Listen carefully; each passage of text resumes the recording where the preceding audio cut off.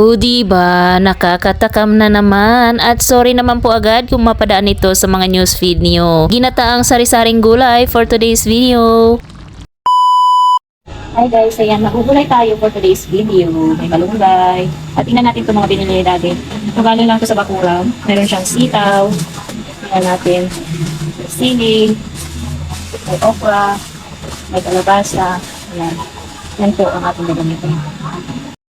Sabi ko nga kay Daddy G, gulay naman ang ating ulamin ngayon. Kaya ayan, yung mga binili niyang gulay, hugasan muna natin para mas malinis bago natin lulutuin. Inuna ko na nga pong kinayat ang mga sitaw para mamaya sabay-sabay na lang ang ating pagluluto. I-prepare muna natin lahat ng mga sangkap at ang mga gulay ating balatan o gagayatin muna. Nang sa ganun mapabilis ang ating trabaho. Ang mga gulay nga na inyong nakikita ay sangkap yan para sa pakbet na mino, pero para sa akin ay aking gagataan yan. Sari-saring gulay na may gata. Mas masarap yan guys. May iba naman tayo for today's video. Lutong Bicol ba mahilig sa gata? Sinong relate dyan? Eto ang kalabasang nabili ni Daddy J ay medyo may katigasan ng ulo or matigas balatan. Napakatigas niya at makunat siya guys. Totoo ba na maligat ito o mayabo? Comment nga po kayo kung totoo. After nga sa mga kalabasa, dito naman tayo sa ating malunggay. Maglalagay tayo ng malunggay para masustansya ang ating gulay. Chars. Yes guys, nasa bakuran lang ang ating mga masusustansyang gulay tulad nitong malunggay. Alam nyo ba guys, dati kami sa probinsya, gulay na malunggay lang ay sapat na. Gulay na malunggay na may gata. Kahit walang sahog yan guys, ulam na yan namin. O diba? Batang probinsya talaga ang inyong Mami Ems, laking probinsya. Kaya kahit anong ulam ay fights na sa akin, kahit gulay. Mas maganda nga gulay at para humaba pa ang ating buhay.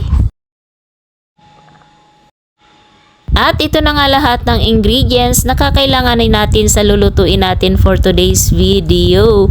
Meron tayo dyan gata na galing lang sa ating bakuran sa puno ng ating niyog. O libre na tayo sa gata.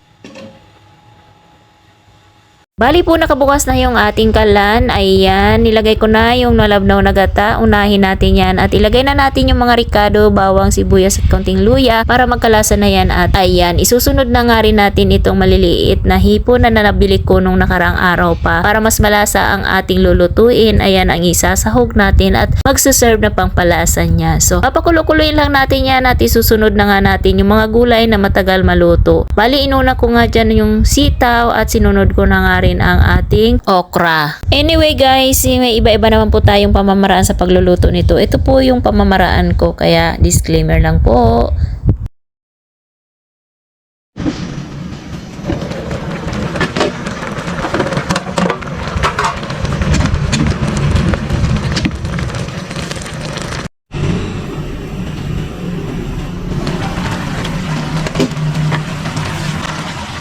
Wow, tingnan natin ito guys. Okay.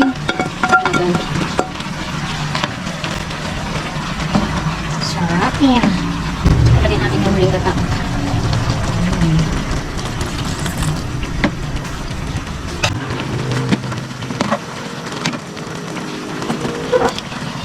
Yan na guys, ang ating ready na yan. Pwede na natin yung patay. Natuto na rin naman lahat.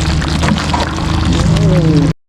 Sa simpleng gulay, mapaparami na naman ang iyong rice niyan. Kaya ihanda na ang isang kalderong kanin dyan at sira na naman ang diet mo, Mami Ems Chars. Oh, that's it guys. Sana nagustuhan nyo yung ating recipe for today's video. At pwede nyo po i-share at pwede kayo mag-comment down below. At thank you for watching. Please subscribe ang aming YouTube channel and also please follow our Facebook page, The Aldemos. Thank you and God bless us all.